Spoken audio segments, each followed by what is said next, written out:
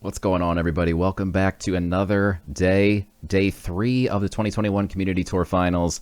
Joining me today, a surprise guest. Last second, I told him.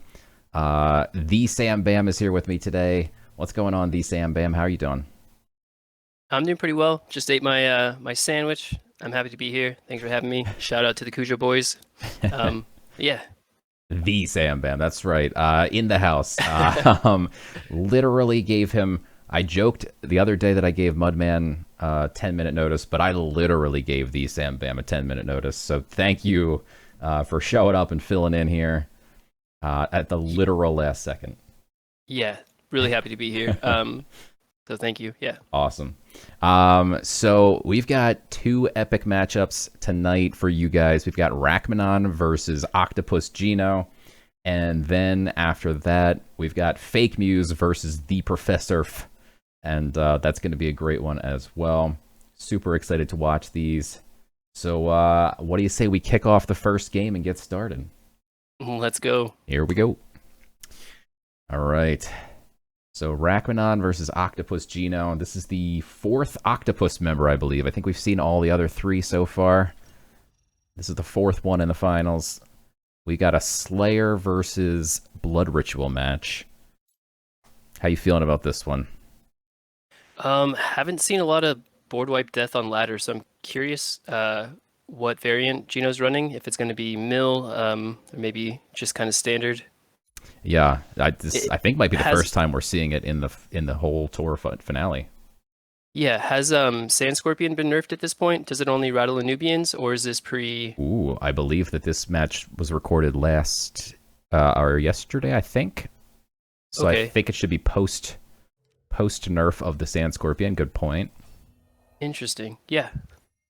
Yeah, this is definitely the first time we're seeing it, and it's not a great hand here for Rachmanon. It's not the worst, but he's got to decide here if he wants to trade off his Tavern Brawler, but that just unlocks mana for Geno, which is exactly what Geno wants. So he's just going to equip a relic. That creature's probably going to get traded off instantly here. Yeah, if you can keep that relic on, that sets him up for an easy frenzy for his another round. Yeah. Yeah, there's no relic removal in the Sanctum here. So it is looking like that will probably happen unless Geno is prepared for these this type of matchup here, and maybe he prepared some relic removal that he's got in his deck. It's like the mill variant here. Yeah, it feels bad running mill variant into a zoo deck that you're just like giving them tools. Yeah, Yeah. feels rough. Although it also feels I am bad. excited to see how he plays it. So, Yeah. The Master Tactician here, he might bag it out, but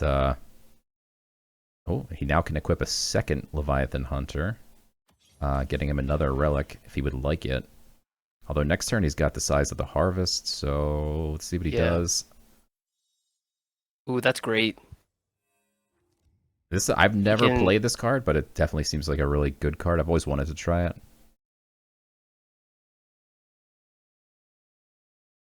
I mean, he can always swashbuckler next turn and then another round on top of it. That's going to Mm, be. I mean, he's just guaranteed to get value. yeah, Yeah, his hand turned out really nice right yeah, here. yeah, it did.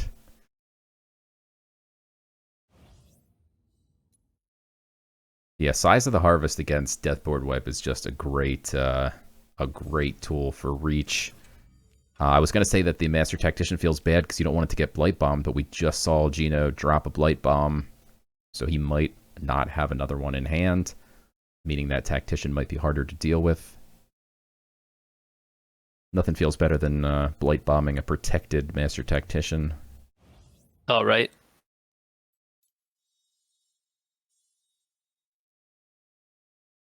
Maybe Light Sleving one feels pretty good too. It's got a lot of options here.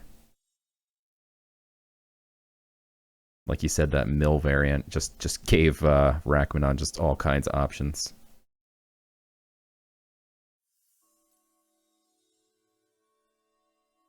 He can kill off the Pyramid Warden if he uses the Vanguard and the size of the Harvest, but he might not want to waste it. Mm-hmm. Kind of seems like that might be the route he goes. Here it is.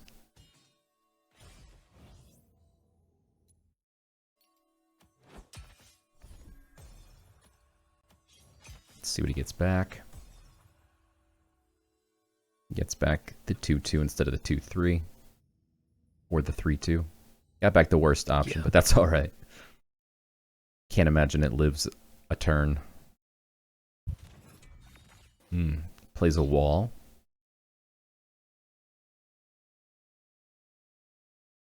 Bronze Gate feels pretty bad when you're staring at a 4-attack relic. That wall is just instantly dead. Does save your face 4 damage, but Oh man.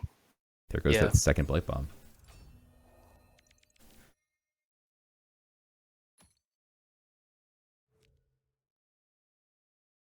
I think this turn there goes the wall, and I think your play maybe of the Swashbuckler in another round. Or I guess he saves that for next turn, rather. Yeah. Oh yeah, another out of its misery rather on that Leviathan Hunter. Let's see what he gets. He gets +3/+3 on a Master Tactician. It's protected. He's gonna bag it out. Oh gosh. That is disturbing. Unless we haven't seen Ava. Yeah, we haven't seen Ava yet, and that feels like Geno's out right now. Maybe Ava Fleshbind. Yeah, Ava would turn these tacticians right into little 1/1 zombies with no protected. But it looks like he does not have it. He floats 3 mana. I mean, that just does not feel good. Oh yeah, oof. And now you can another round the other Master Tactician, go face. Your Raid Reveler gets buffed.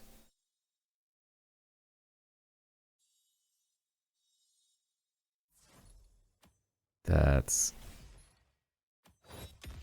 looking pretty deadly here. Maybe Geno, it is Death Board Wipe. He could be running like a Black Blood Blast.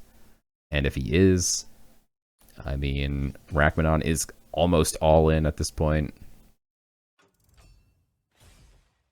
But Black Blood Blast, once it got nerfed, it's not really been seeing play that much. It does 8 damage to your own face now. Yeah, that's rough, especially against a zoo deck like this. Like, I don't see how you can justify running that. I think his out is either Ava or Sleep, and he needs 2 more turns. Yeah, I don't know. He's in a rough spot. Ooh. All right, Neferu makes it interesting. Still gonna eat. Oof. Yeah, I mean, he's still, yeah, 13. 13 on the board, yeah. Oof. And that Raid Reveler is buffed, +1/+1. Oh, Sharpen puts him at 19. Oof. That's 1 off lethal here. That is nuts. He's doing the math. He needs 1 more damage. Oh, he's going to take out Neferu. I would just bring... Well, I mean, Death does have a lot of ridiculous healing. So he might be worried if I leave him alive with 1 health, he can just start healing for days. But I don't know. I think I probably would have left him at 1. Grab that Rune of Healing from the Sanctum. Yeah, I agree with you. Because now with that ridiculous healing, he could still do it, but now he's going to be even further away from lethal.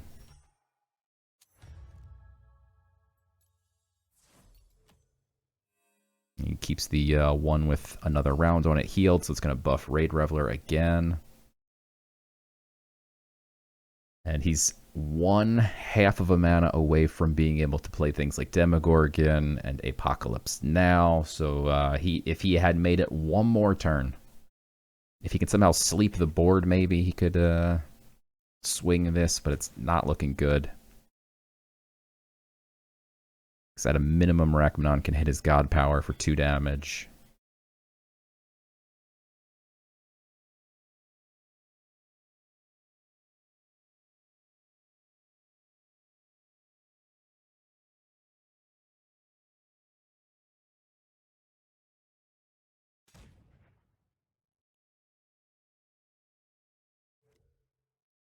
Oh, so, feels bad, man. Oh, wow. So he's going to heal for 7. That does put him 1 out of the range of lethal here. Oh, and he gets the card right off the top of the deck. Heart of the cards. Vicious Rend is lethal.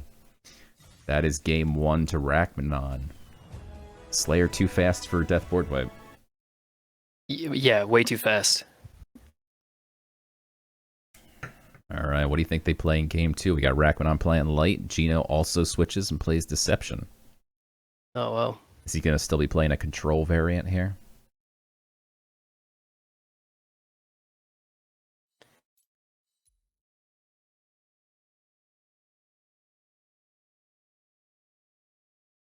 That is a lot of blind martyrs. I don't like keeping both here at all. Yeah, neither do I. Especially against Deception, like in particular. Oh, like I don't want any against Deception. Exactly. Umber Arrow feels so bad to play against. So bad. And then with the Pyramid Warden, they might get it back. Yeah, that just I don't know. Maybe he has a plan, but that looks like a rough. Oh man, starting hand to me. This looks wild. I don't know what his plan is here, but I'm excited to watch this. Yeah. This looks... See some Pyramid Warden shenanigans in a second. Yeah, if Geno has Pyramid Warden, things could get insane. Oh wow, just passes right back.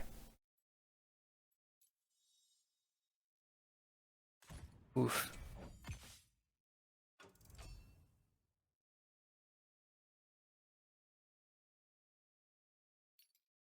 Safe to say he's probably playing a control deck.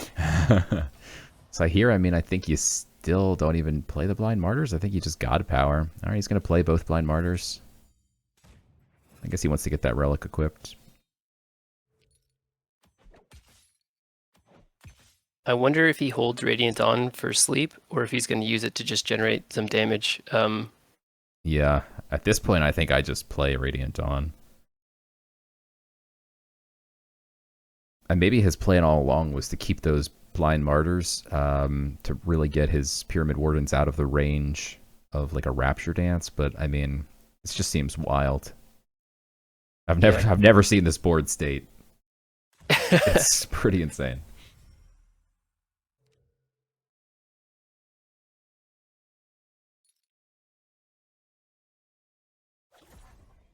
And there's the Umber Arrow we discussed. Yeah. Of course it's going to happen. Rough. Probably going to happen again. Wouldn't be shocked. He can trade off his own this time.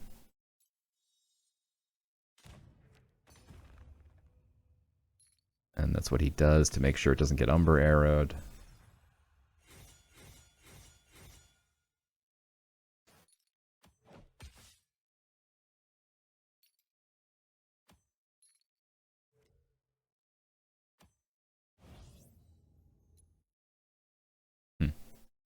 He's playing ultra cautious here.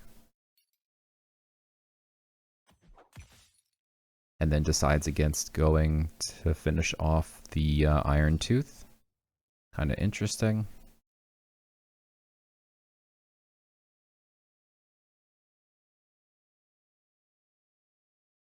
You never know what Death has with all kinds of buff cards like Dark Knives, Assassin's Aim. Even the... What's the assassin that gives another creature deadly? I know you're talking about. It's a 4/3. Yeah. So kind of risky maybe to leave that on board. I agree.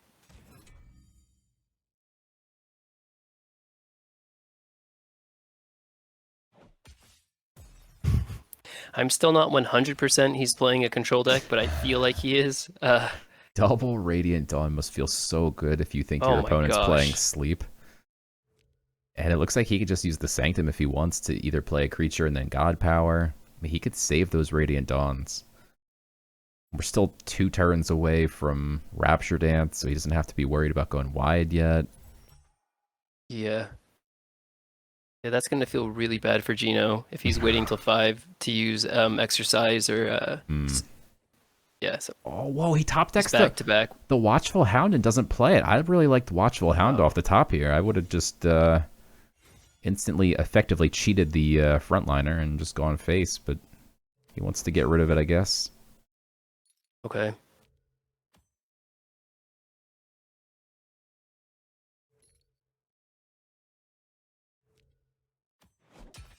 Yeah, that dog off the top felt really strong to me, but I mean, having 2 Radiant Dawns is also pretty strong. You might not need both, so. I think he's setting up for lethal next turn, no? If he tries to sleep him, he Yeah, just here Radiant it Dawns is. and wins, so maybe... Wow.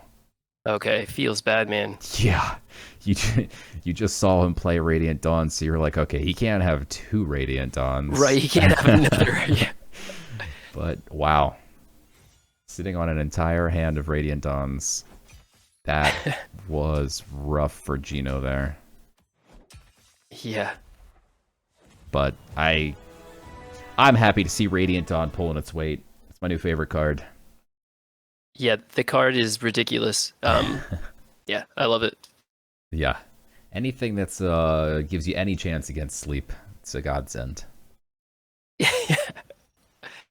All right, we got Nature against... Looks like he's going back to the Deception Well, but changes God powers. We just saw Sudden Bloom in Rachmanon's mulligan here. I haven't seen anyone play that. I know that the deck that came in first place maybe 2 weeks ago or something, or was in the top 10 this week maybe, was playing Sudden Bloom, which gives, I believe, one of your creatures +5/+5 if you're frenzied, I think. Is that how it works? +5/+5. If you're frenzied, you get Twin Strike and Overkill. Oh. Clutch actually put a deck together this weekend and made it in the top 10. Nice. Him and Baba played it. Nice. With a, yeah, that is like a finisher. Yeah, it seems really powerful. I just haven't tried it for some reason, but definitely seems good.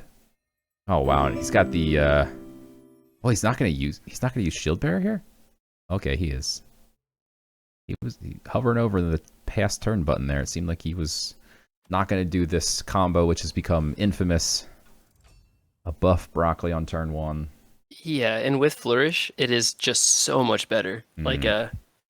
Yeah, you could do 3 damage to a creature, and then also it heals for 2 at the end of the turn. Yeah. It's crazy. It's nuts.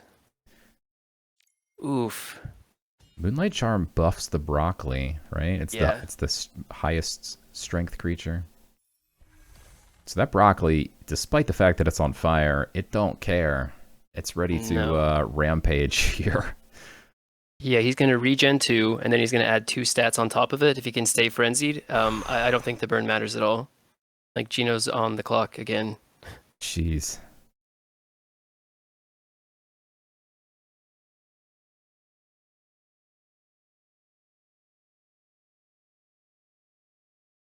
Yeah, I don't even know what his outs are here. I mean, like, I'm thinking he plays a wall, but yeah, and here comes the Bronze Gate, but I mean, that does nothing. It literally does... Yeah. And he could even just Canopy Barrage that, which, yeah, I would totally Canopy Barrage, bag, play Finian. Maybe you want to Flourish your broccoli instead, but it's going to get buff at the end of the turn anyway. Yeah, it'll have 4 health, that's plenty. It'll have more than 4, because it has regen 1, it'll have 5. A 6/5 with regen, and now that Apple Boy is out there ready to make it even buffer. Man. Okay, we got an Umber Arrow target, but Okay. can he finish off the broccoli with maybe... Okay, there you go. Stone Skin Poison. Gives it 5 burn now. That is enough to kill it.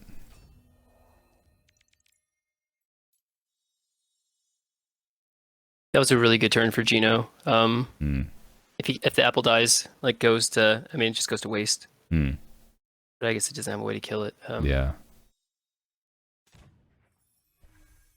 Might see Rachmanon pick up the weapon removal here, yeah.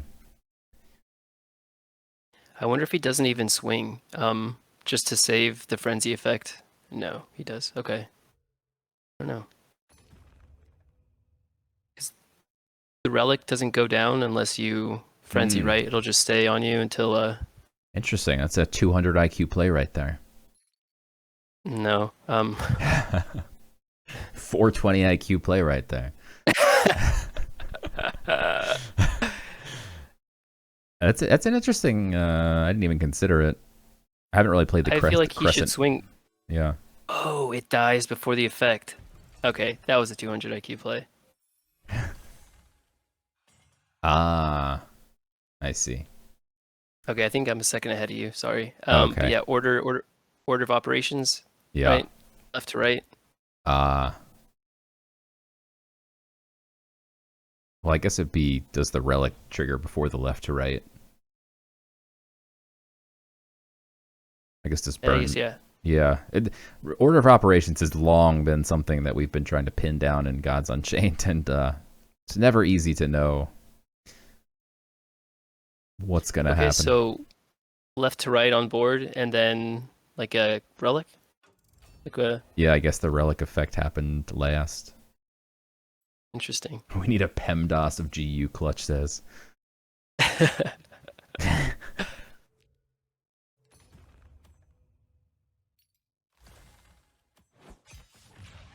All right, so this is going to bring him down to 16 health. That moon crazed Cyclops is going to get +2/+2. Geno can bag into a Rapture Dance here, but let's see. The Apple Boy's going to burn up. It's going to give, presumably, actually, let's see. Yeah, the order will be the Broccoli gets in.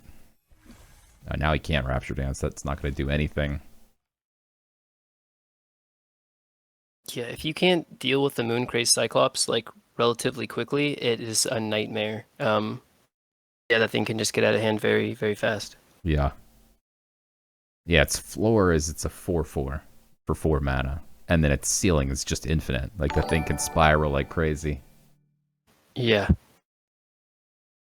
So he does get a sleep off here. And there's no way to wake them up. Do you know if he's running any sleep tech like an Iron Chat or We didn't see any in the mulligan. I guess the only other thing you could have would be a Smart Basilisk. Yeah. But Not a huge fan of that just because all it does is wake up one creature and, you know, they can sleep your whole board multiple times over. So it just kind of feels a little bit like a waste. I agree. Yeah. Which is why I often say, even though it's not 100% true, that Radiant Dawn is the only sleep tech in the game. Technically, Ironclad is also viable, Focus but Discovery. not until 6 mana. Yeah. And it's like 6 mana, like, they've already slept you a bunch of times by then, and it's not, Right, yeah. you know. So, I think we need more Radiant Dawn type cards. Yeah, I think that's fair. Every class gets its own sleep tech. Yeah.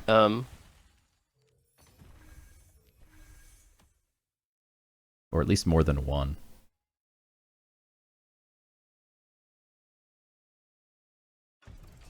I mean, Moonlight Charm, add like remove sleep to Moonlight Charm. Like it says Moonlight. It's like nighttime. It's like so easy.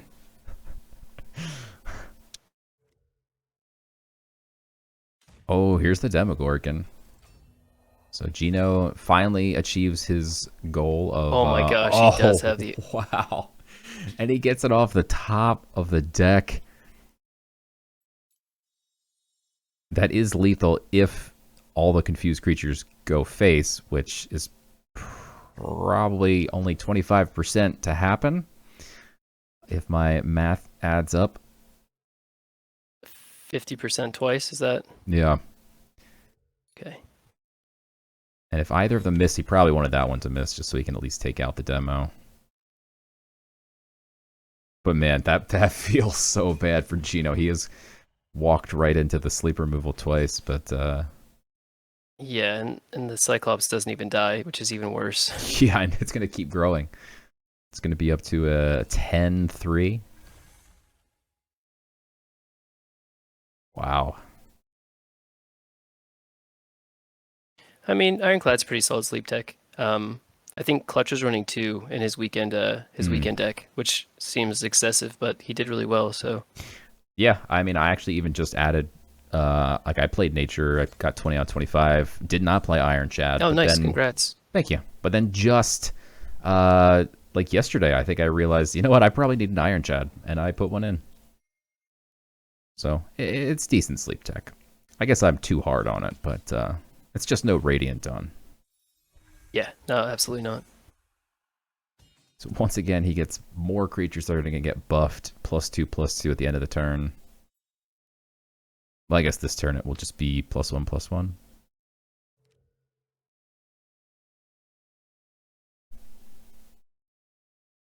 Or no, he hit face. The frenzied effect's just not showing.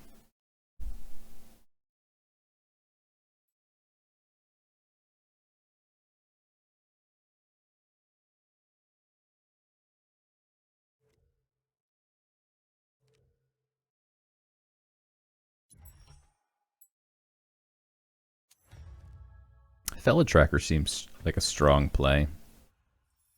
Yeah. Maybe he's just digging through the Sanctum to find things like Rune of Fire. 4 mana. Jeez, yeah. There he goes. And so low-hanging fruit does 1 damage to an opponent creature. And then the Rune of Fire could do another 3. But if Geno had something like a Demogorgon here, he wouldn't. Rachmanon wouldn't be able to answer instantly. But it looks like he's just digging through his deck here, trying to find any answers. Probably looking for like an exercise. Yeah, he's at the point where he can stabilize, right? This is where you want to be as a control deck. Looks like he has 6 cards in hand. He can flip through, find what he needs. He can get more sleep. I don't know what his top end is, but I don't see this feeling great. Oh no. Yeah, that doesn't do much. He can just flourish his Panther here and get through the gate. That's exactly what he's gonna do, it looks like. And then that's 2 points off lethal. Yeah, 2 points off lethal if he grabs that Rune of Fire. Yeah.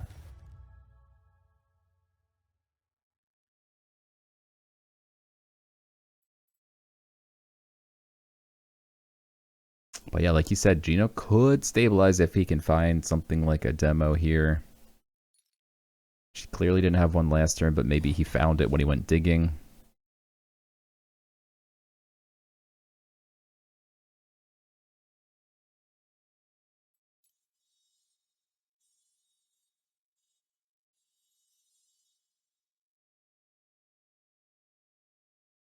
I mean, if he can deal with the board and heal a bit, Rachmanon doesn't have much in hand. He's kind of, I don't know. Yeah, I mean, if he can find maybe another like relic, maybe he's got enough reach with the Rune of Fire plus like another Jag Staff. But if Geno has a demo, then yeah, that could just swing things. But it looks like he probably doesn't have that demo still. I just have a feeling like we're about to see an Iron Chat off the top of the deck. It just feels like it's been that kind of day for Octopus Geno here. Every single time he gets 1 foot on the floor, Rachmanon just rips it off. Rugs him? Yeah, exactly.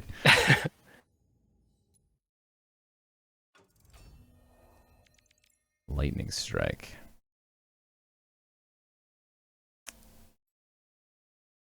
Interesting. I think we might just see a pass here. He doesn't really want to get wider. I'm not nearly as patient as he is. I would have used that Rune of Fire already, just to the face. It's the kind of thing like, if your opponent didn't know you have it, maybe you hold on to it longer just to surprise them, catch them off guard, so they don't know that you have that kind of reach. But it came from the Sanctum, so everybody knows it's in his hand. Though in these long tournament matches, that is something people do make mistakes with. Just forgetting that your opponent bought something from the Sanctum like 10 turns earlier. Yeah. Ooh. Oof. It's a full board right Rupture there. Dance then? Yeah, okay, no. Elixir the Snake.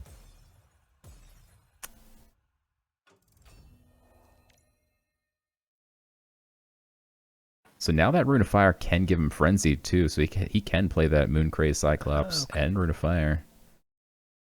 Yeah, and he just used the hunting trap, so he probably feels pretty good. Hmm. And that's why you hold the Rune of Fire. Yeah. Like we learn.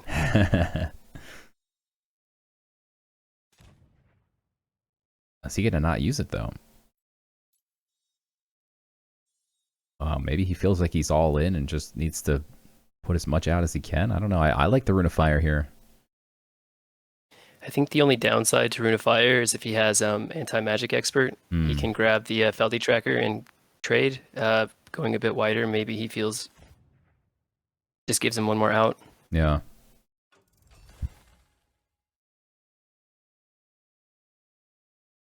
There's one less creature that can deal lethal, though. Well, I guess if he went face with the Rune of Fire, he wouldn't need 5, but... Orpheo's Guile leaves the 2/1 on board. That's still lethal if he can't deal with it. Oof, yeah. And there it is. Wow. It's like that was a play. Just gets there. That's turn 8 against sleep. Yeah. Good for him. Yeah, that's was pretty impressive. Steamrolling right there. GG's in the chat. Thank you guys. Well done, well played by Rachmanon. He's moving on to the round of 8. And also just want to say congrats to Octopus Geno. You made it to the top 16 players in the world. Nothing to be sad about there. Only one could move on. And yeah, we're into the final 8 almost. We got a couple more matches to go. One match. Actually, before this next match, we do have a PSA, a public service announcement.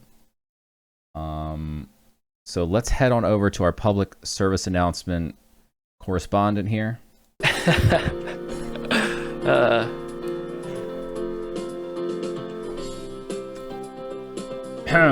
Lion. Oh. Hello. I'm sorry, I didn't see you there. I was just practicing one of my very many skills. When I'm not taking the time to practice piano or rope in God's Unchained, take it upon myself to help people. And in the spirit of that, I've decided to prepare this PSA. Stop conceding before turn 4. It is unnatural, unhealthy, kills the spirit of Wagme, and our collective gains. Please think of your fellow mortals. On the topic of toxicity, I thought I would take this time to introduce our next contender, FakeMews. For when a brand new player with the dreams of winning a Demogorgon comes along, someone must be there to crush that spirit. On to our next contender, TheProfesserf. Has a PhD, a player helping degree, and a mean AXS token addiction. Now, without further ado, I will let you get back to it, so back to you, Copper. Thank you, Lion. Appreciate that intro to the next match. Big shout out to Lion for for recording that for us. So, indeed, we do have Lion versus the Professor. Not Lion. I just said that wrong. We just saw Lion. But we have Professor versus FakeMews. And let me switch scenes here because we've got both hands. And I'm going to try and sync these up here. So let me grab that and this. Yeah, they're both really great aggro deck builders. And they both play aggro at a really high level. So these matches are great. Yeah. Yeah, this will be interesting. I didn't see them. I know they played on yesterday. So if you saw them, Sam Bam, please, no spoilies. Sorry. I know. I'm impatient. I would have thrown the Rune of Fire. It's a character flaw. I'm going to try and get these two synced up here. And here we go. It's a nature mirror. Oh, we are going first. Professorf talking, so I want to cut off Professorf's voice here, but you can see this on Professorf's YouTube if you would like to hear Professorf's lovely voice. All right, so Professorf's playing aggro nature. We also see FakeMews playing aggro nature. FakeMews did say after the fact that he chose to play aggro because he was worried the servers were going to crash if he played sleep, which is valid. Yeah, that being said, like we've seen a couple other matches where it went control deck against aggro, and aggro is just so strong right now. True. I think that's the play. Yeah. It's so strong. Can we see both hands in the scene? Yes, we can. Awesome. Cool. And we get that turn 1 buff broccoli as per usual with these nature decks. If you're able to mulligan for that, you've got a great shot at winning the game.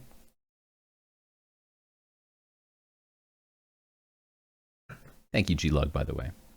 Thank you, everybody, for the subs and bits and stuff. Sorry if I haven't been acknowledging them. We're just casting a tournament here, but welcome, everybody. 130 viewers out there. Hope you guys are doing awesome and enjoying the stream so far. Muse is debating what he should play here. I feel like he has no choice but to drop that Pyramid Warden. There it goes. He finally bags it. It always feels bad playing into broccoli. Yeah. Shield Bearer turn 1 though. Like that's rough. Yeah, and then the fact that we can see that Professor has the Boar and the Vanguard. I mean, he's got options here to take this thing out. I think if it's me, I'm just dropping that Underbrush Boar after trading.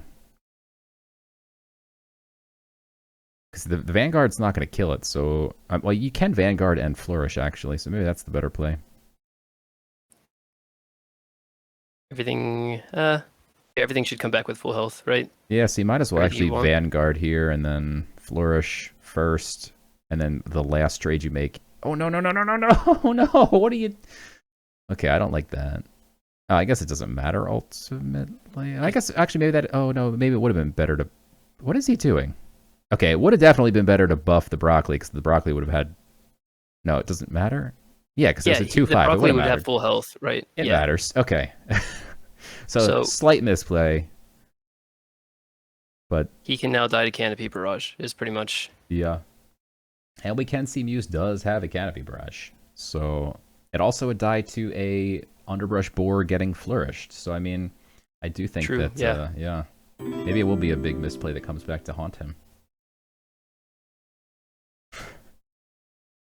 Thank you, Nick.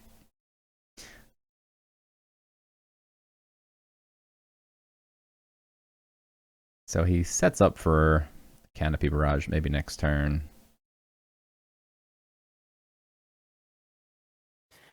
I like Muse's line there. He's not like relying on the 50-50. He's trying to be more proactive with... Yeah. Muse kind of... I mean, if he can get lucky here, he could clear the board.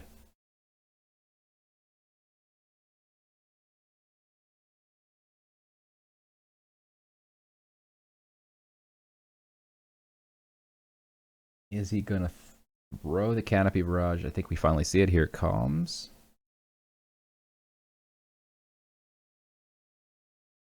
I think he wants it to hit the broccoli.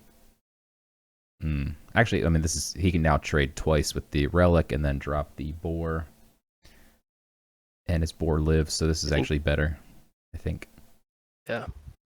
He takes 2 extra damage to the face, Yeah. But the Boar lives, right? Yep. Seems like a solid trade. Yeah. Well, that low-hanging fruit does look interesting. I've never really seen anyone use it. Unfortunately, I don't know if you could play the low frank. I don't think you play that here. I think you play Selena. Is he going to buff the apple? I mean, this just feels weird, and you're floating 2 mana. If he drops Selena, I think if FakeMews hits it with the Flourish, like, he's just fudged. That's just rough. Yeah. This just looks awkward. No, yeah, yes. A buff apple boy. But yeah, I mean, that's fair. If next turn he can get the Selena out, I just wouldn't feel like my board would live for a turn here. But it looks like because of what Muse has in hand, it probably will live a turn. Yeah. And now dropping that Selena is going to feel really nice. Especially if you drop Selena first before you trade off that apple boy. Selena will be that'd make it 4/5 with ward. Although we do know that Muse has the lightning strike, so maybe he could still...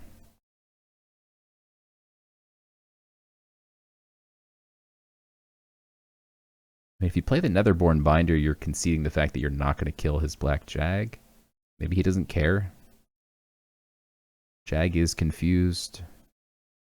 Well, if he drops the Netherborn, he has to trade off his whole board if he wants to play Selena, or he can flourish.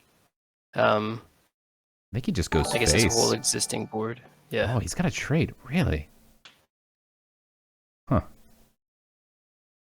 I know Selena's been cut from some nature decks, mostly because if you get Morty's Daughter and it buffs Selena, it does absolutely nothing for you. So I really like that play. It looked awkward, but getting the buff creature that can be proactive and make trades, especially with Flourish. Yeah.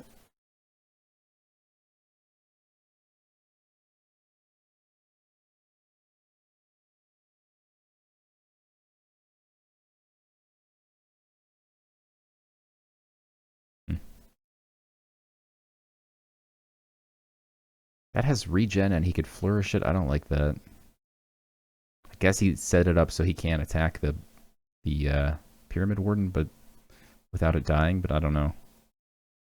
Yeah. Well, here's the random lightning strike, and it hits the Pyramid Warden. That could be huge if he gets back like a boar or a Pyramid Warden. It's a big swing. Muse still has 2 mana. He's dropping his last card, it looks like. Holding an Underbrush Boar.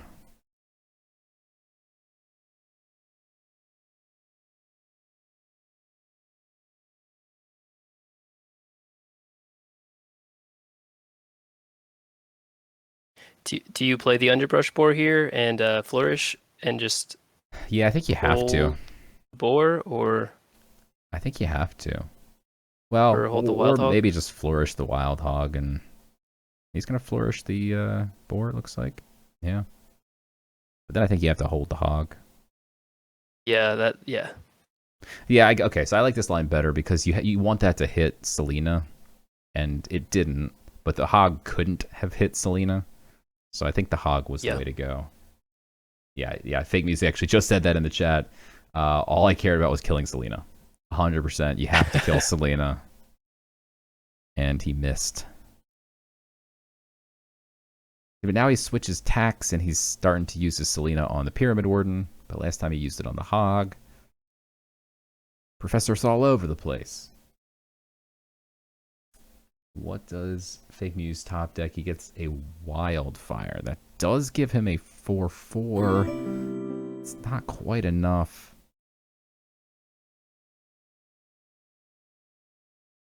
Could see a flourished Pyramid Warden trade into the 4/3. But he's going to get something back. Yeah, so that you can't kill Selena if you go that route. Still can't kill Selena.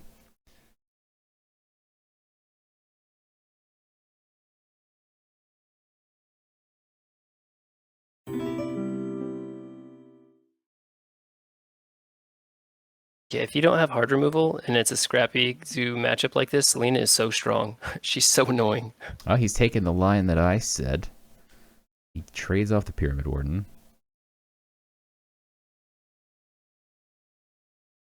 I think we see the Wildfire here.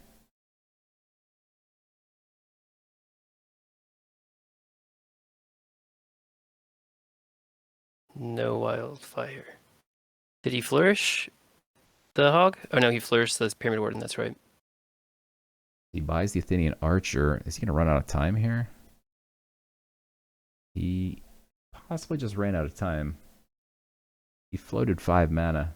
I don't know that he meant to do that. He may be saving the both of them for the next turn. He said the server froze on him. Oh no. Okay, Rip. that sucks. Ugh. That sucks. Ugh. Yeah, I don't know who decided to have the finals during this time period. They should be fired. I hear During exponential player growth. Yeah. I hear there's all kinds of controversy over tomorrow's match, so that'll be fun. Okay. Kind of scared. And then the Mooncray Cyclops is just not what you want to see. Yeah, this feels bad, man.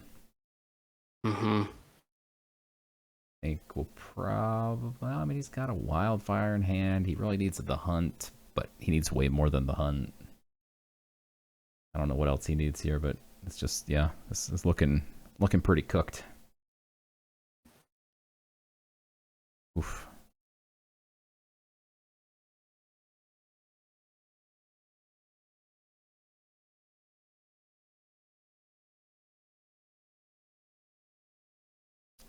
Wow, and there it is. Game 1 is going to go to the TheProfesserf. Yeah, FakeMews says, doesn't GG. matter. My misses to the Selena decided this one already. Yeah, he had a couple shots at Selena. He said he was 0 for 2. Couldn't quite get that Selena. Yeah. So let's see if Professor did any editing. I think he did, maybe. Not sure if these are going to be lined up anymore. Maybe he didn't edit. Maybe he just put this over top. That'd be helpful. Thanks, Professor. You're the best. Yeah. He is the best. He's a good guy. I agree with Crumpy Lumpkin saying Cyclops is a bit insane. Its floor is it loses 1 health from like a normal 4 or 5, and its ceiling is that it could be 100. It just spirals out of control. Yeah.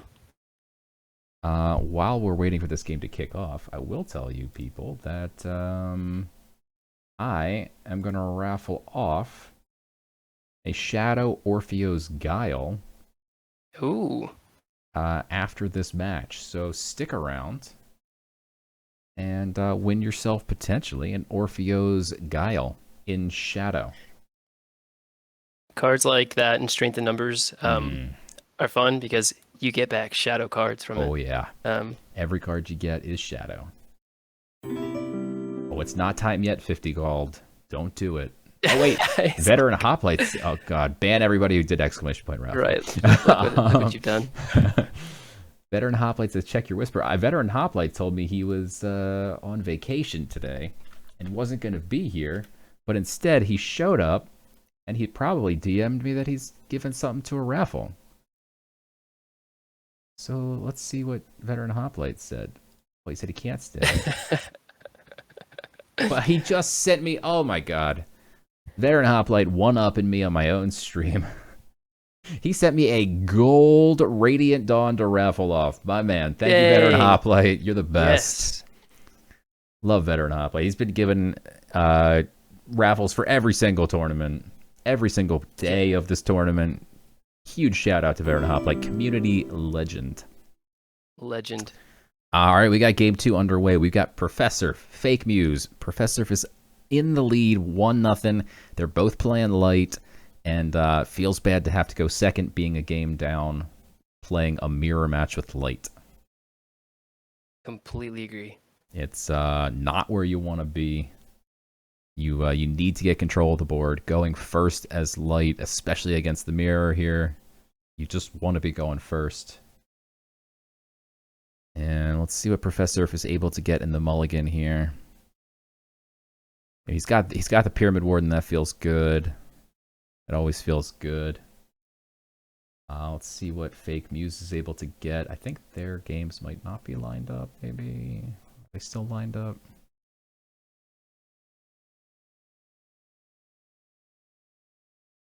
I should mention that there will be eventually a spectator mode that they're working on. We won't have to try and line things up again in the future. But until then, we get to line up videos. Okay. Well, I think what you did is great. I love that yesterday when I was able to watch both. Ah, thank you. Yeah. And if I can say, love to see Pious Giant. That makes me happy. Haven't really seen it since the Slayer days, or not Slayer, Onslaught, when you could just blitz a 2-mana poison creature and kill it. But yeah, that makes me happy. Do you think he's running any blessed creatures to try and get some bonus favor here, or is he just might just be running a normal deck and then at the top end of a Pious Giant? Yeah. Yeah. There's a lot of synergy with Pious Giant right now with all the blessed cards. That's Oh yeah. definitely food for thought. Yeah. I have a Blessed Death deck that has been way outperforming what it probably should be doing. And the point was to try and get some Ghostly Chariots to just keep cycling.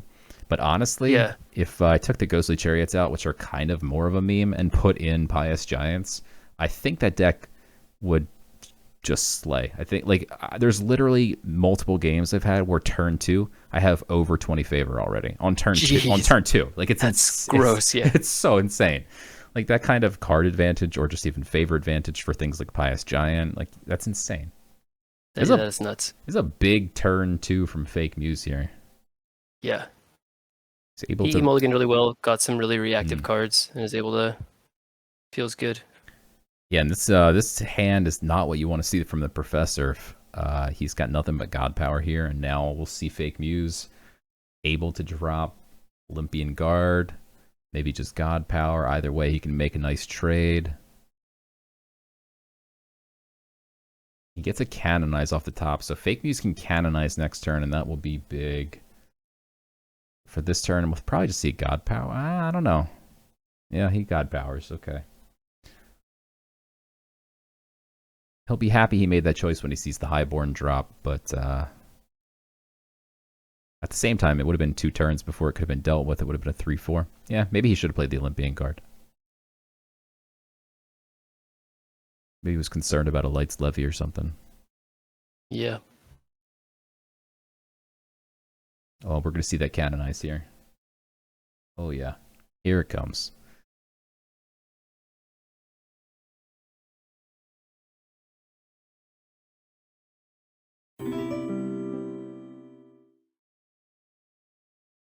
Turn 4 Canonize is so strong. Oh, yeah. Yeah. Now we got FakeMews sitting on a 5-5. And Highborn Knight is decent here. Doesn't look like Muse has any answer to it, really. Empyrean Pacifist and then Highborn, that looks pretty nice, too. It's a good turn. How do you feel about Empyrean Pacifists? I've been playing it a lot, and I still don't know. It's very high rolly. If you can get it going, it's unbelievable. But it also dies to like Blood Ritual. It dies to like many things like Light's Levy, and it's just weak. But I mean, when it works, it's phenomenal. So, but going second, like in the mirror, it's not great necessarily unless you get it going. So yeah, I don't know. I definitely am torn on that card. Yeah, I am also. That's why I ask. Yeah, I think in a world where, like we mentioned in the future, we'll be able to decide who goes first in matches to make it more fair in tournaments, to make sure it's like alternating for who gets to go first, rather than we saw day one of this tournament, both TST members collectively went first 7 out of 7 games. Which doesn't feel fair even a tiny bit. But that being said, if you know you're going first, you're going to build decks like, all right, I'm going to put Empyrean Pacifist in. I'm going to put, these other cards in. And if you're like, all right, I know I'm going second, I'm going to put in more reactive cards. And like, it will make decks totally different. Oh no, it looks like we have a freeze here on the server. Maybe, or maybe he's just... Maybe he's just drawing his lines out here. Okay. Thought for a second he was trying to attack and it wasn't working, but I think he's just calculating. That makes sense. Debating on... Okay, yeah. Canonize doesn't quite take out the 5-5, and that feels bad. Maybe he canonizes the 3-3 here. I think we're going to see him canonize the 3-3. No?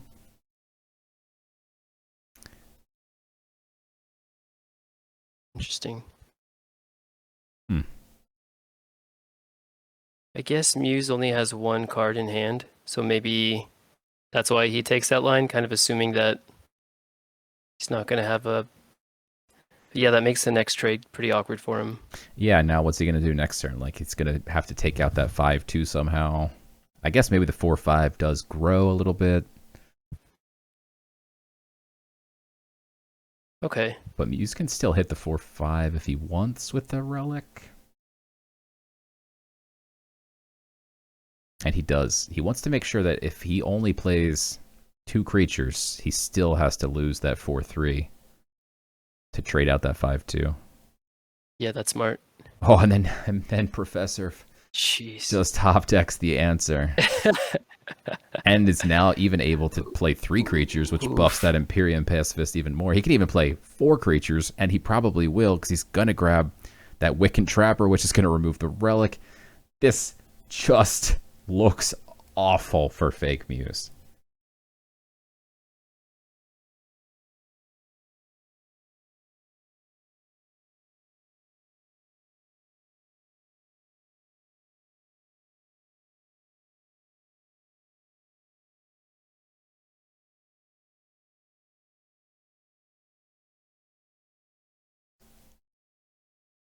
He definitely grabbed the Wiccan Trapper here.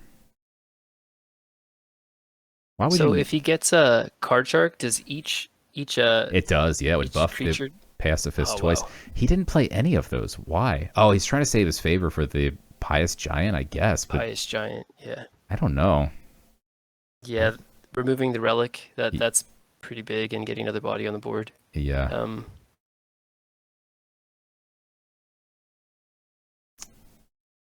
He announced it of having an extra body. He has 1 less body. It's a 2-body swing right there. For no mana. For FakeMews. But on the flip side, he does have 16 favor. Maybe he'll make FakeMews pay with a massive Pious Giant.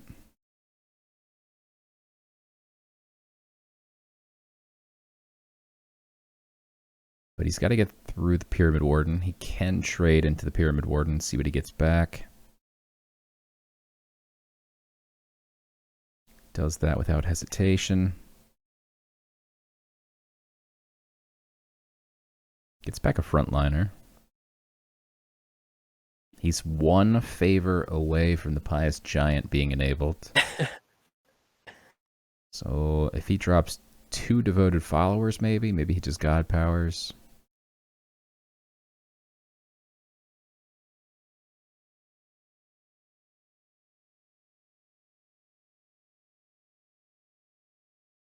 Nobody's going to drop the 2nd Devoted Follower.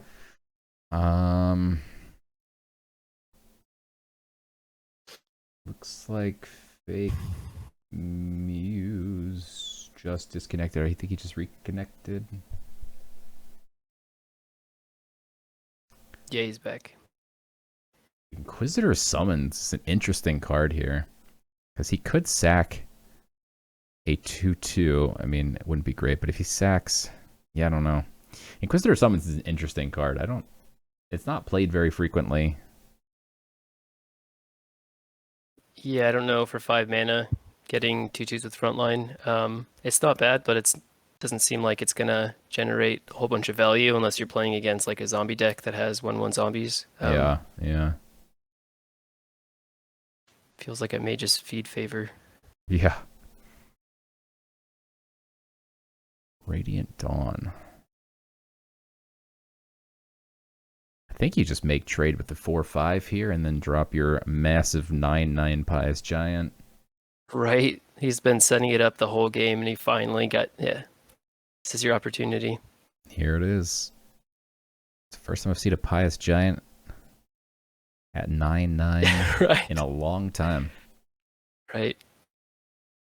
And FakeMews in the chat here says this deck was specifically built to counter Slayer War. I guessed wrong on the matchup. It's not a very meta build.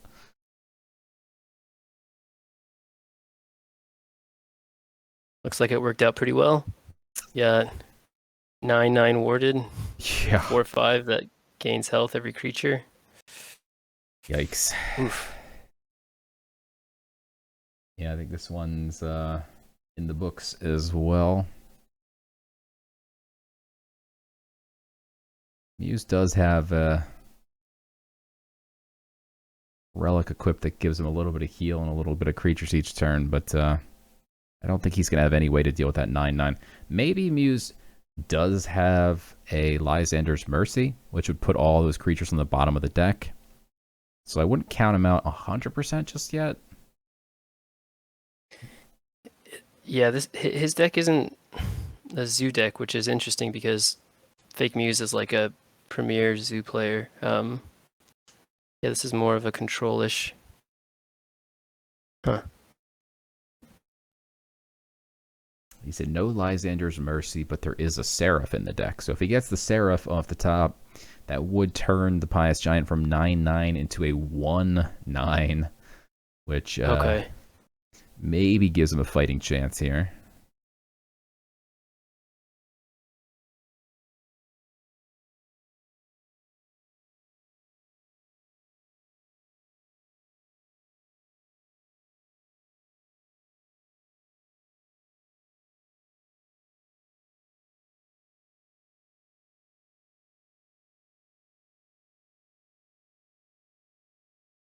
We do see a lot of little creatures on the board. Now, he didn't deal with them. That means if he pulls an Asterius off the top of the deck, that is a lot of buff creatures. That's 3 4/4s. Does that... I don't know if that saves him, though. I think that maybe just buys him time, especially with the Radiant Dawn in hand. Yeah.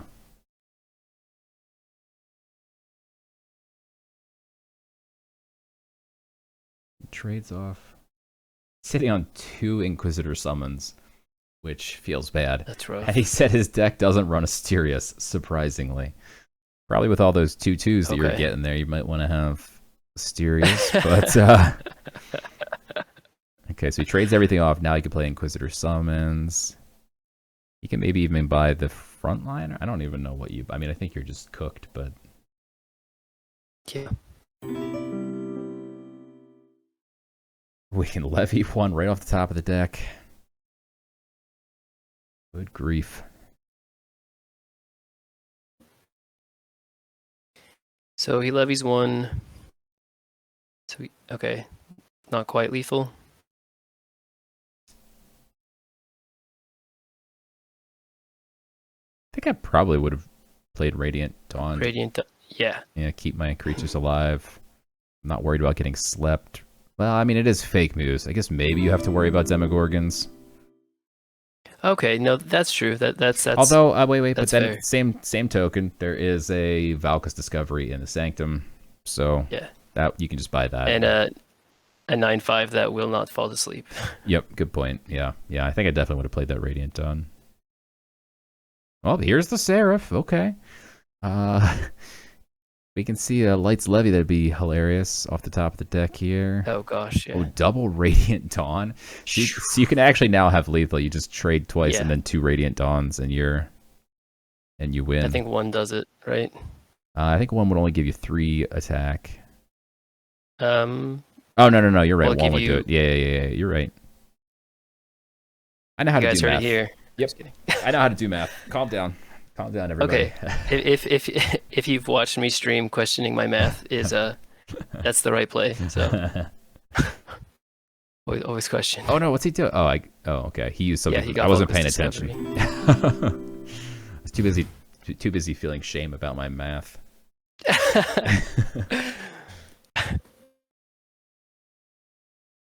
And there it is, game 2 in the books. Professor taking down FakeMews.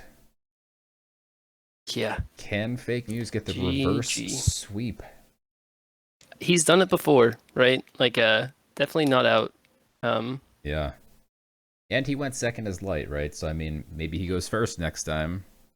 Yeah. Gives himself a bit more of a fighting chance. Well, he's gone second in 2 mirror matchups, which just feels bad. Yeah. Like, scrappy decks where you're fighting for the board and, like, you go second twice, like, that's rough. Yeah. I feel like we might see War out of Muse here.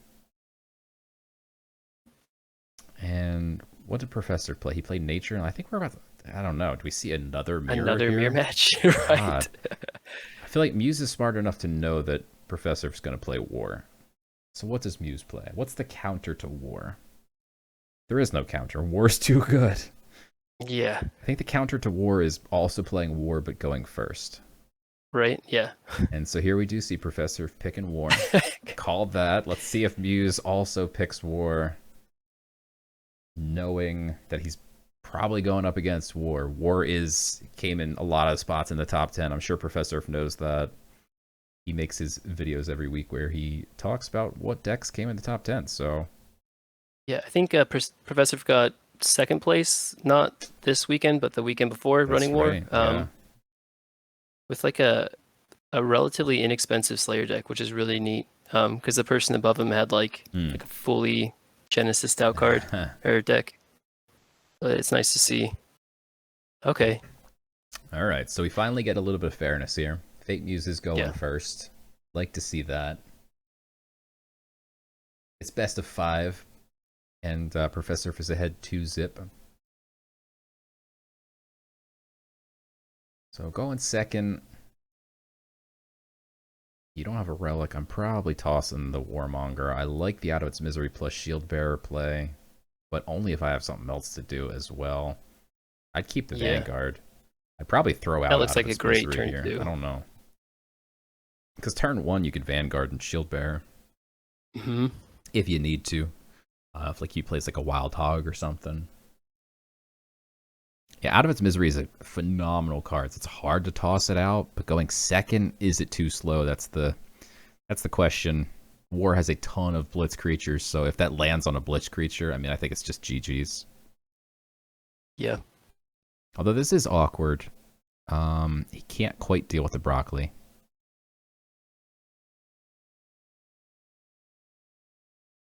What do you do here? I don't play much Slayer War, so You just concede? I concede, yeah. Mm-hmm. Yep. Like going second against nature, just concede. He's going to pip out the Shield Bearer, it looks like. Okay, I guess if he swings, the broccoli's a 1/1. Yeah, and then even if he flourishes it. No value trades to be made. Yeah. So I like that play. That's good. Yeah. He doesn't have a Shield Bearer. He's going to play the Apple low-hanging fruit, which will take out the Shield Bearer, give him an apple.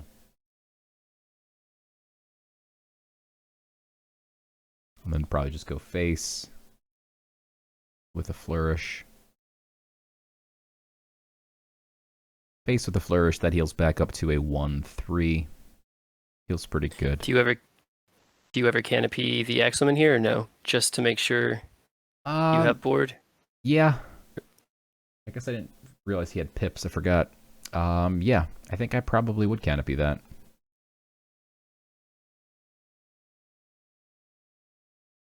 I have to look at my second screen to see his hand, and I can't see the pips in that screen. So I totally forgot he had bag of tricks there. So yeah, I do like that. Because now if you can get that apple boy to buff the broccoli, Oh, that's huge. it's going to be, yeah, it's like the equivalent of getting that turn 1 Shield Bearer buff broccoli. But here he's almost got options of when he wants to trade it in.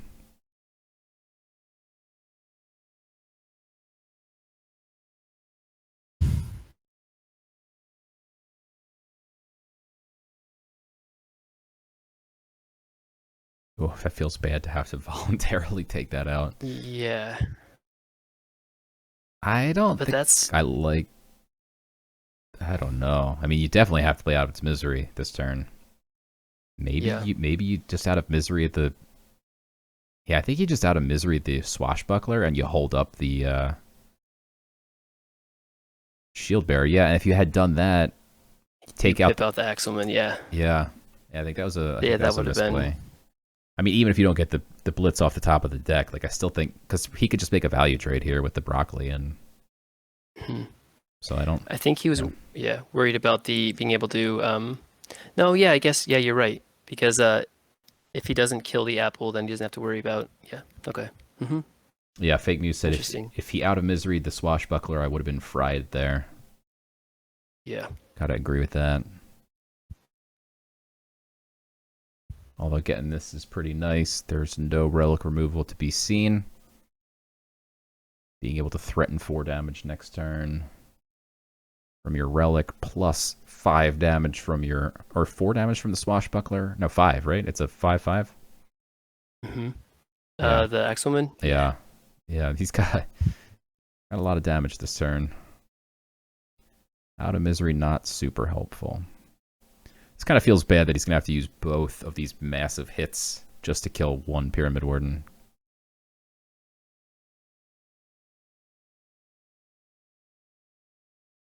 And that's why it's a $200 card.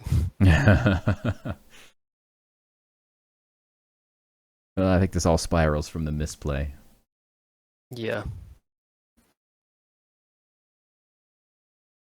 And he gets back the Shield Bearer. Feels bad. Actually, the Shield Bearer is perfect for Out of Its Misery. Right. I forgot he's sitting on Out of Its Misery with no targets. All right, I misspoke. If he gets another high-level plays. Yeah. If he gets another 5/5 blitzer here, he can easily just drop that and take out the broccoli this time.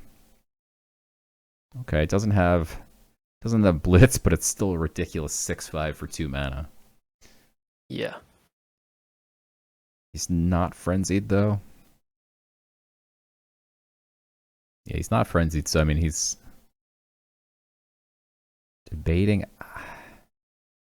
That's tough. What do you do here? I think I hold it up and just God Power this turn. God Power. Okay, if he doesn't play it, he loses board 100% because Muse can trade the Axelman right with Flourish. Yeah. And then then I think you you're have to play playing it yeah. next turn.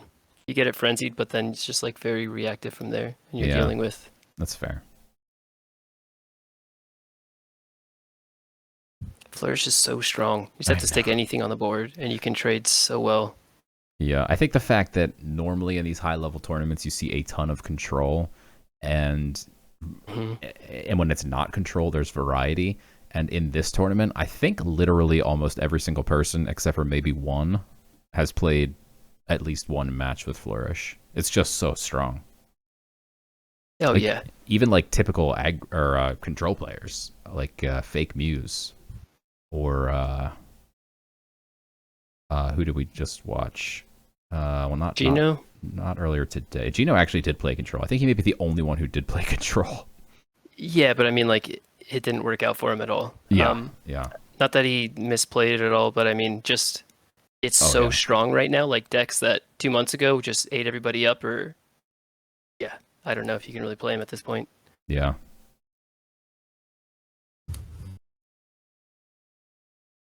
It's a nice change though. It's making me get better at aggro, which I need to do. That's fair. So Mirage88 in the chat says, I didn't play nature at all. Fair point. Can't argue with that. Professor, and you almost lost a game, so. Yeah, almost lost one game. Yeah. That's true. Mirage did play like a very control deception deck, right? Yeah. Oh, that's right. But in the defense of aggro, he was playing against another control deception deck. Yeah. But I'm sure. I don't know.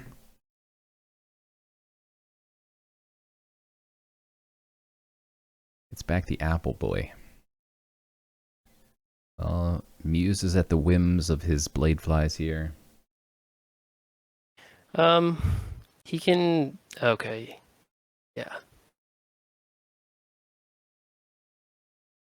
If any of them go face, he probably drops the Cyclops, and if they don't, he probably drops the Rhino, maybe? Or maybe he drops the Rhino no matter what. He definitely wants to get rid of that 6/3 before he drops the Cyclops. Okay. Okay, so he's just gonna... He has no pips. Okay, so he's just gonna... Okay, interesting. He can get something from the Sanctum. Okay.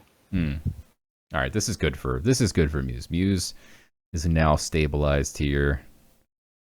Professor's playing off the top of his deck. Doesn't really draw anything helpful. See, if he had Flourish God Power, easy trade there.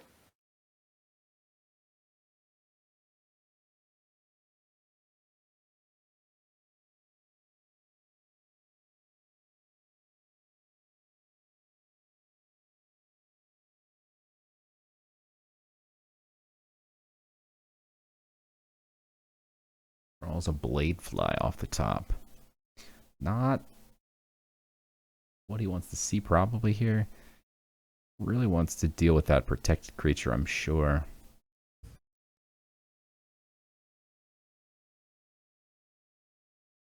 Can't quite deal with that protected creature and get frenzied. So I think I'm dropping the Rhino here. Then trading Appleboy. Yeah. He got the frenzy proc with the Bladefly. Oh, did he already swing with that? He swung with the Bladefly, yeah. I didn't see where he aimed. Okay. Interesting. Hearthstone Killer in the chat. Dropping the Prime sub, thank you.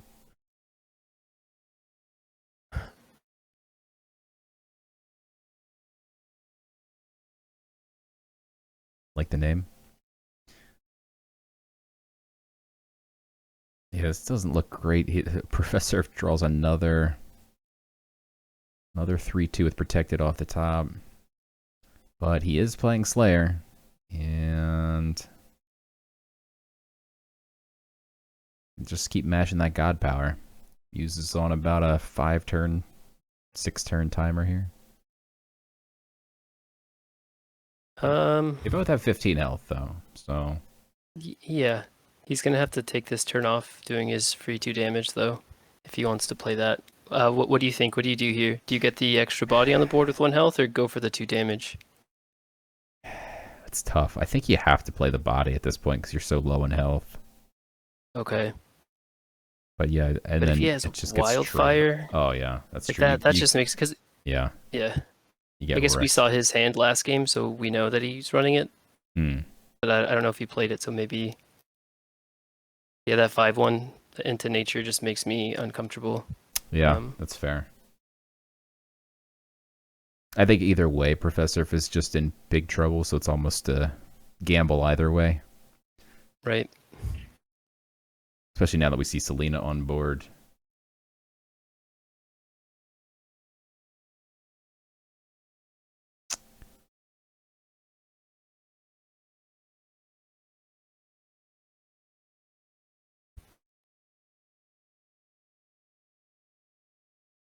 Pyramid Warden. I don't really think that makes it interesting. I don't think it's going to do enough. Can trade your 3/2 to that 3/3.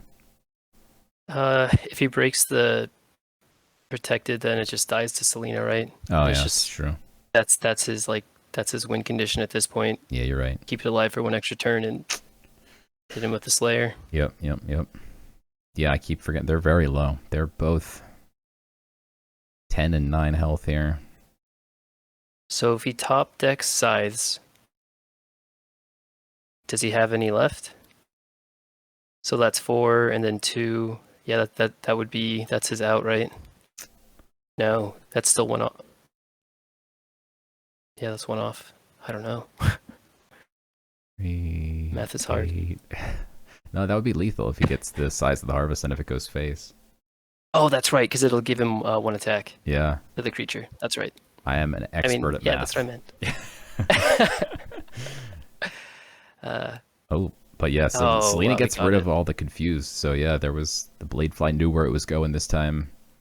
One of the very minor perks of Selena that is often overlooked is that it clears out confused. And that's it. ProfessorF concedes. Muse takes down game 3. It's now 2-1. Oof. GG's. Wow. So war doesn't work for ProfessorF. But is he going to stick with it? I think we see him stick with it. It's just so good. If he gets the shot to go first with it, that might do it. Yeah. Anything going second into nature is just going to be rough. Yeah. Just to put it plainly. I mean, like, he didn't even have, like, an exceptional turn 1. He just had a broccoli. But with Flourish, like, it's just a rough matchup. Yeah. Now, FakeMews likes to get in the minds of the opposing players and try and guess their decks and make decks to counter their decks. Is he going to try and play some, like, weird light deck again, do you think? Is he going to try and He needs to counter war. I mean, how do you counter war? It's just so fast. So much damage from hand. Going first is natured as well, I guess. But you can't do that anymore. Yeah. You already did it. Yeah, right. You must win with 3 different gods. Maybe war, right? Yeah. But he's got to hope he goes first if he's going to play that mirror. That seems like he's playing with fire if he does it, but maybe he's got nothing better. I don't think we see light. I think that's I don't know too much if of a he's gamble. going to want to play that. Yeah. And that light deck's a bit slower than I think you need to deal with Professor's Slayer deck. Ooh, look at that. We see magic. Love to see FakeMews getting interesting here. Yeah, I love to see it. I think I actually think everything's pretty strong right now. Even magic. That's true. With the way Slayer is doing so much damage from hand, and with Flourish, it's easy to forget that magic is also one of the top decks. Can easily wreck somebody if it goes first. Yeah, I mean, Caution Fund got to 1,800 MMR with the Tempo Magic deck. That is nuts. 1804, please. I apologize. I apologize. Because that 04 is a match. When you're at that point, that might even be 2 matches. That's nuts. Yeah, that's insane. That is absolutely insane. Aggro Magic has high win percent when going first versus war. Unfortunately, FakeMews, you went second again. That's your first mistake. Might be your last mistake. Huge misplay. This is just such a great starting hand. I love the Tactician in the starting hand. I love the Pyramid Warden. Odie looks like fun. He's got protected. I don't know if I love the Out of Its Misery right now because there's no targets, but now this is just a nice curve. Now you can drop the Tactician, then you drop Odie, then you drop the Size. I mean, this is definitely stacking up to be very difficult to overcome.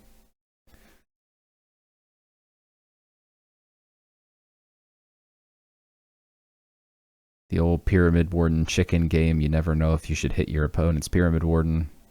The rule of thumb with Pyramid Warden for everybody out there watching is you want your Pyramid Warden to die first. Yeah. That way you can get yours back from your opponent's Pyramid Warden when it dies second. And since yours dies first, they get nothing back. In a stare down like this, though, it might just be that they end up taking each other out, trading at the same time.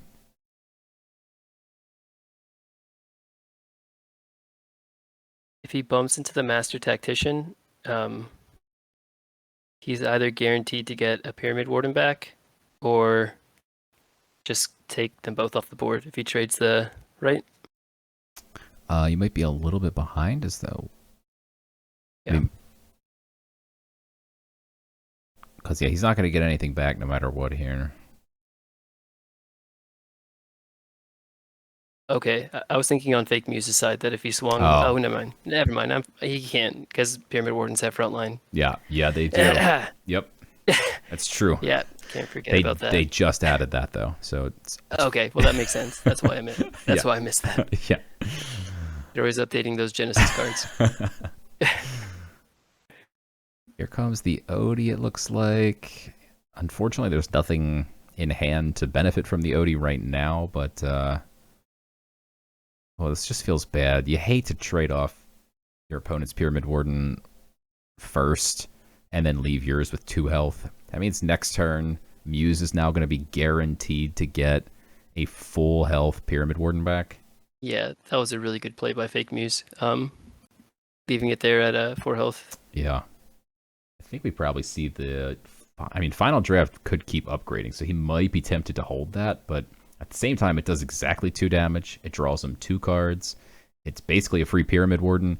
Like, this Final Draft right now is, give me a Pyramid Warden, give me 2 cards, give me 3 favor. I mean, that's insane. Like, that's insane value. Yeah, that is insane value. I'm sure he was tempted to hold that up just because Demetrios is pretty much untouchable against War right now. Like, there's no answer. It was going to grow into a 5/5, but that almost gets too difficult to play. Exactly. Yeah, then it's just awkward. Then it's like I'm either wasting damage or I'm just wasting mana on... Yeah. And So then, I think that was perfect. yeah, or even sometimes wasting cards. Like if you draw 5 cards, you might just not have room. Yeah. Now he's got to get through a Pyramid Warden here. I don't think I would do that. I think I would have played the Size of the Harvest and then traded Yeah, off that's the what I was. Tactician first, and then you have a nice You buff. get a Pyramid Warden or a Tactician back. Yeah. Yeah. Yeah, disagree with that play there. I guess maybe he's saving the size. I don't know. Yeah, I don't know.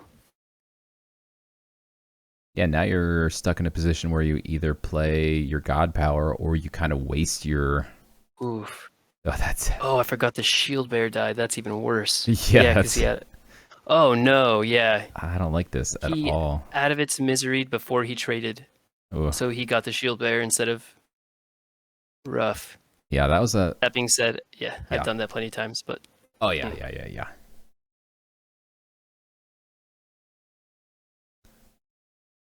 Wow, this just suddenly took a massive turn for FakeMews here. I think huge this swing. could have been nearly sealed, but now suddenly it's looking like he's on the back foot here. Oh, although he also has an 8-6 with overkill, so I mean, maybe things are looking up for him. Because you can't really complain when you have an 8-6 with overkill. Now Muse does have 2 Worm Breaths, so he's going to be able to deal with that. Luckily,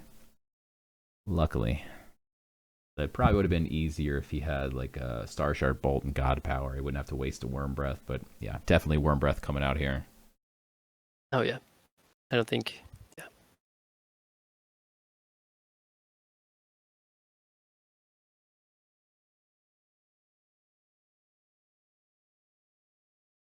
Yeah, getting so much value off that Demetrius. That card is ridiculous. Yeah, it is.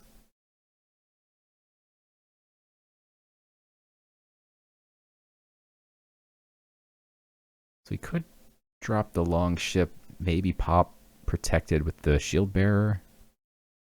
You hate to leave those little 1/1 Shadow Scryers around. They get to 4C every single turn. They look kind of innocuous, and they're hard to deal with, so it's kind of like, oh, I'll just leave it. But, man, if you leave it for too long, every single turn, it's just giving you... 3 favor plus Yeah. mulligan the cards you don't want. Yep. So we'll see if that makes Professor pay for not dealing with that. So Street Conjurer is on the top of the deck. I'll tell you guys if Muse keeps it or not. He's going to get rid of it. Yep. So he shuffles the Street Conjurer back into the deck. It doesn't seem like a lot, but being able to like pass on cards that are just going to stall your hand makes such a big difference. It is such an annoying card. Shadow Scryer, like... Oh, yeah. Yeah. Like, love... Yeah. I mean, I love the card. You get a Rune of Strength on it. You get a Highborn Knight with 4C. It's so good. Get a Shield Bearer on there. Get a baby Highborn. Oh, he gets the second one out. Oof. And then they stack too, so you get to 4C, and then if you don't like what you see, you can shuffle it, and then you get to 4C again.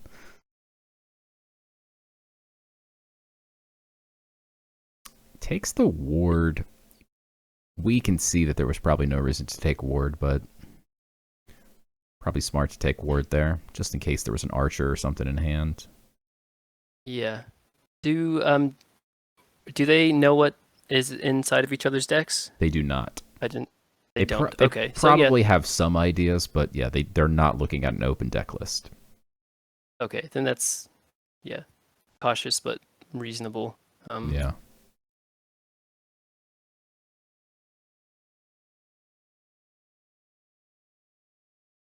Does he trade?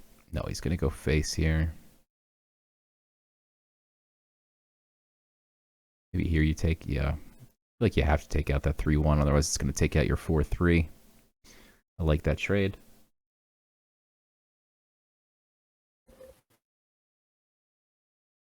Let's see what FakeMews is looking at. A tracking bolt, and he's going to keep it on top.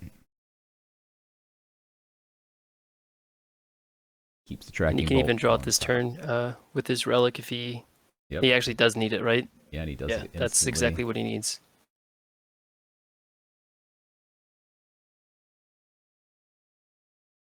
I love Palace 1. Oh, yeah. I remember it was like $7 for the entirety of Trial of the Gods. And then There was a lot of Genesis or Trial of the Gods legendaries that were like $7. And one stream I gave out 25 Trial of the Gods legendaries. And then they all, one stream? in one stream. It was my 1 year stream anniversary. And then they all mooned. And then I gave out like, turns out, thousands of dollars of cards. You're welcome, guys. Yeah, I mean, that is a great 1 year. Like, yeah, that's awesome, but it's pretty nuts. Yeah. Oops. Looks like Muse is definitely stabilizing here. He's got the card draw with the Palace's Wand. He's got Vortimer in hand. Love to see it. Oh, yeah. Yeah, the card's really fun. Oh, yeah. He's going to have some extra draw on top of his draw. So, yeah, he's in a great spot right now. Yeah. Ooh, FakeMews rubbing salt in the wound there, saying it's worse than that if you count the missed IMX from that. Oh, gosh. Oh, God. Oh, God. I think I might actually cry now. Yeah, take it easy, Muse. You're in his feelings. Thank you, G Rasher, for the 100 bits. That's all that matters. Now we got 100 bits. We've made up for it.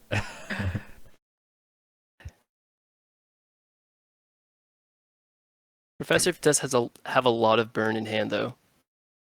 Like, what is that? 5 damage on top of his weapon if he hold? Yeah. Yeah. Plus his 7 damage, so 11. He can swing for 11 in 1 turn. Yeah. Not including what he has on the board. Muse won't. Wow, that's nuts. Let's see. Muse is foreseeing. He's got a Rune Moth on top, and it looks like he kept the Rune Moth. So Rune Moth could be interesting because maybe he wants like a Rune of Healing, a Rune of Life. Oh, he's got one already. Dropping a Rune Moth without an Oni, just like the backline's great, but the 1 health is just like, ugh. Yeah. It is never safe. Or what's the new 2 mana draw card? Give all creatures in your hand ward. It's a new card from the Divine Order set. Oh yeah, it's a spell. Yeah, something barrier. Maybe just to keep it safe, but yeah. Yeah, I think you play Warmonger and use your relic to get through here.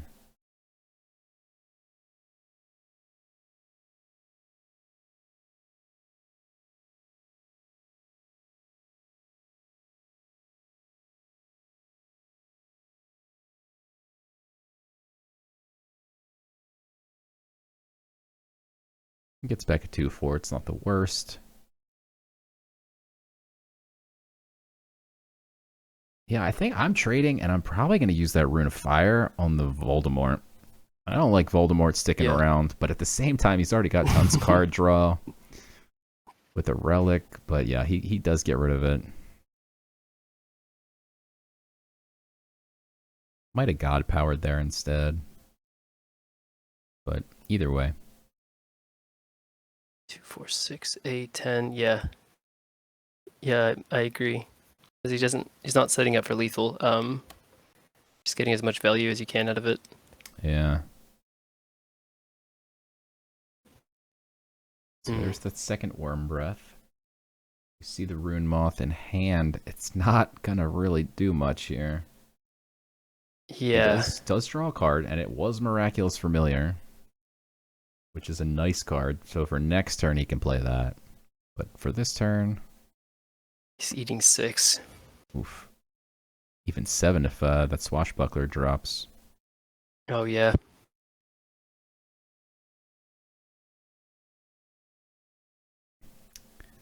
Wonder if you hold up the Swashbuckler here. Probably not. For the... I don't know. I don't know. I don't know. I guess Crystal Rain. Yeah. But yeah, like he's putting so much pressure on him. Yeah. Yeah, I don't know if Runemoth was the keep, but Yeah. Yeah, maybe that Rune Moth cost him the game. Here comes the Miraculous Familiar. He's got some options for Blessed. None of them are very helpful. They're all just basically gain a couple favor. He grabs 6, increase or reduce the cost of the Sanctum by 6.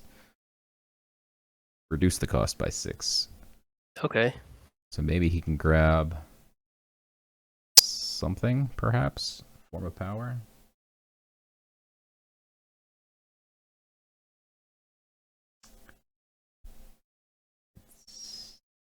Yeah, that was huge. An Enchanted Vines.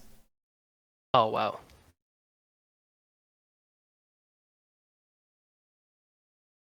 Enchanted Vines could make things interesting here. This is still really tight. I mean, 11 health left. Feels bad, but he does have the Rune of Life, so he kind of has 14 health. And I guess you have to, but ignoring the familiar just feels bad. Yeah. Like it's definitely like you can get nothing from it, but sometimes you can get exactly what you need, and it's just I love the card. Oh, oh no. He finds Vicious Rend off the top.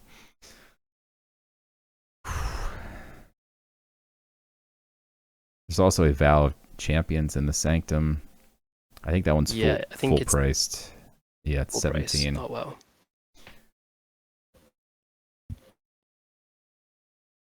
Even still, he can bring him down to 3 health this turn if he plays his God Power and the Vicious Rend. Another line he could take, probably not great, would be to sack the Swashbuckler and then Vicious Rend the Miraculous Familiar if you're really trying to get that thing off the board, but I don't think you do that at all. Yeah. You might trade here.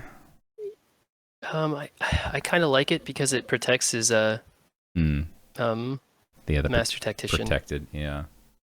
That's fair. That's a really cheap Felid tracker. It looks like he's going to grab it just to have something to do, but it is just going to die to the God Power, so I'm not sure if I really would have done that. I think I would have kept trying to build up some favor for that Vow of Champions there. It's just too easy to deal with. He finally draws an Oni. Jeez. He draws 2 Onis. When it rains, it pours, but... That's rough. Is it too late? I mean, the Rune Moth plus heal. Maybe he can get another Rune Moth. He's got to be able to God Power and kill the Tactician as well, though, if he wants to survive. So here comes, he's probably going to play the Enchanted Vines. He had no choice. It does keep him alive for 1 more turn, as of now. Quite possible we could see a top deck lethal. He's 1 off lethal. Oof. That's not this turn lethal, but it does set him up for next turn lethal. With the Relic equipped. I like that Prof is holding the Ren, though. It's like, it just gives like a bit of space. He didn't play the Leviathan Hunter. I guess he didn't want it to get killed and gain more favor for Muse so he could heal for 4, but I don't know. Okay.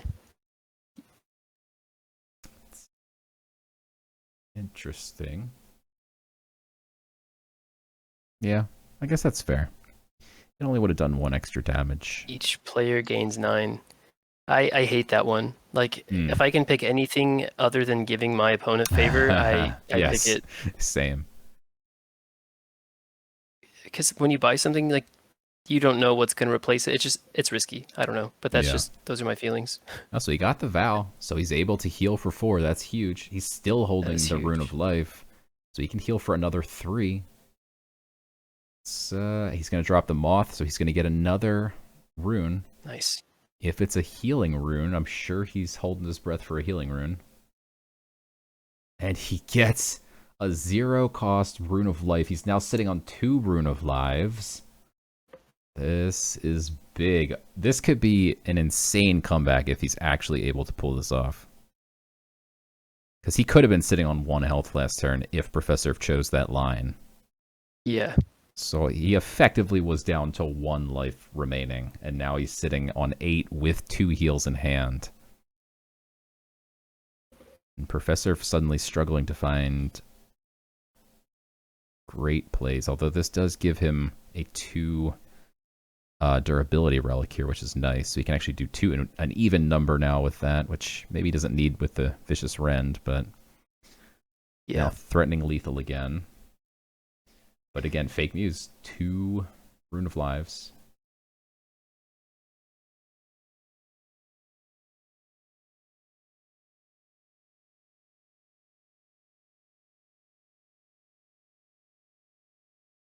Double Oni.